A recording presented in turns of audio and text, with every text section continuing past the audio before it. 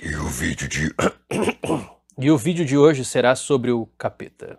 Paraíso Perdido, de Pablo Aladel. Esse quadrinho aqui espanhol saiu originalmente em 2015, porém foi publicado aqui no Brasil em 2018 pela editora Dark Side, com tradução do Érico Assis, e agora esse ano foi reeditado. Caso você não saiba, Paraíso Perdido é uma adaptação do poema épico do mesmo nome de John Milton, um clássico, um tremendo de um clássico da literatura inglesa, publicado ali no final do século XVII, e que é uma das grandes obras da cultura ocidental, mas que tem também um peso importantíssimo sobre como nós encaramos, como nós imaginamos o diabo, Satanás, Lúcifer. Mas antes de eu falar mais aqui do gibi, antes de eu falar também mais do capeta, eu peço sempre que você se inscreva aqui no canal, curta o vídeo se estiver curtindo o que eu estou falando e compartilhe também, tudo isso sempre ajuda bastante. Mas vamos lá, vamos começar falando um pouco da história, um pouco do gibi, caso você também não conheça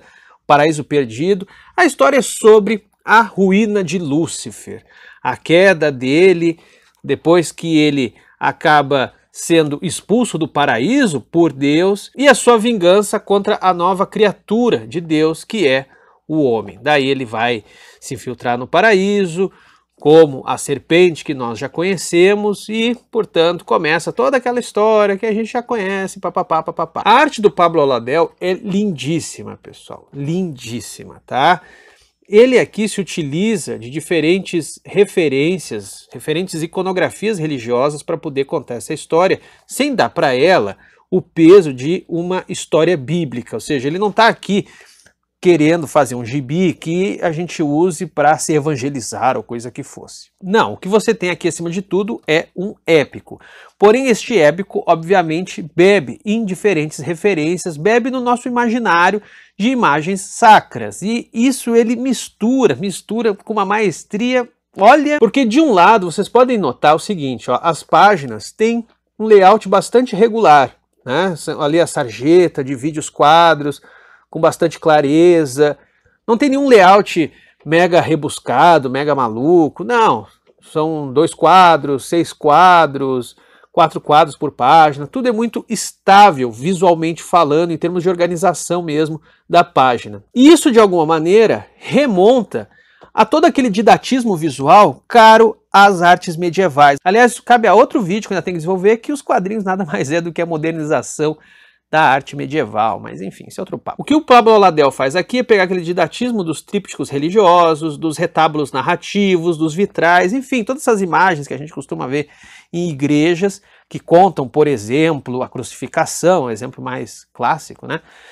E fazer a mesma coisa aqui, porque afinal de contas ele está adaptando um poema épico e há longos momentos em que não há um único texto, que não há uma única fala, portanto esse didatismo visual serve para que a gente consiga entender o que está acontecendo, consiga entender com clareza o que está acontecendo sem precisar ter um texto um tanto enfadonho, indicando o que de fato está ali rolando. Mas ao mesmo tempo que o Pablo Aladel se utiliza dessa clareza nos layouts, ele se apropria de uma iluminação barroca. Então, portanto, ele vai buscar em outro lugar da história da arte recursos para compor o seu quadrinho.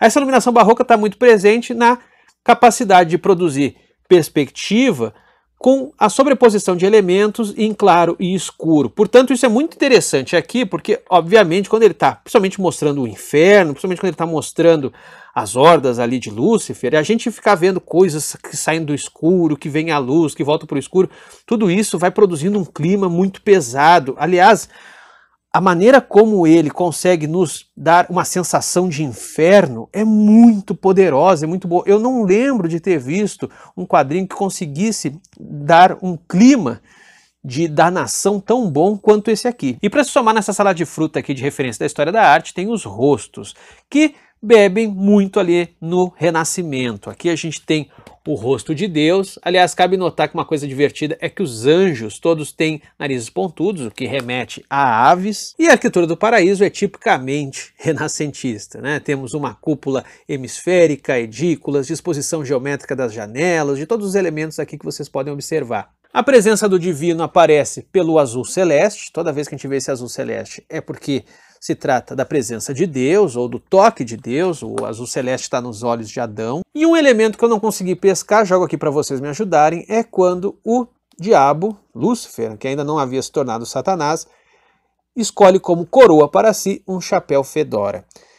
A escolha desse chapéu eu não saquei exatamente, claro, está aqui representando uma coroa, mas por que exatamente esse chapéu, a simbologia do chapéu, isso para mim vazou. Até onde eu posso observar, o Pablo Oladel trabalha com lápis, eventualmente se utiliza de retícula e deve empregar outras técnicas. Eu até peço ajuda aqui dos artistas que acompanham o canal para me ajudar a identificar. Seja como for, a soma de todos esses recursos aqui, todas as referências e técnicas que eu estou citando, faz com que a gente tenha um resultado que é soberbo, fantástico. Mas eu fiquei devendo para vocês falar especificamente de Lúcifer, de Satanás. E existe algo que faz com que O Paraíso Perdido de John Milton se torne uma obra muito emblemática e que se torne uma mudança na maneira como a gente encare o personagem do diabo. Primeiro que foi a partir do Paraíso Perdido que a gente organizou uma narrativa sobre Lúcifer, desse anjo caído, brigado com o pai, com o Criador, que daí no inferno monta suas hordas, ataca o céu, depois tenta Adão e Eva, etc, etc. Isso nunca fora tão bem estruturado e popularizado antes do Paraíso Perdido. Portanto, boa parte dessas narrativas que nós temos sobre Lúcifer, ela não está na Bíblia, não tem essa narrativa na Bíblia, ela está no Paraíso Perdido do John Milton. Por esse mesmo Paraíso Perdido, esse mesmo poema serviu muito de leitura para os românticos.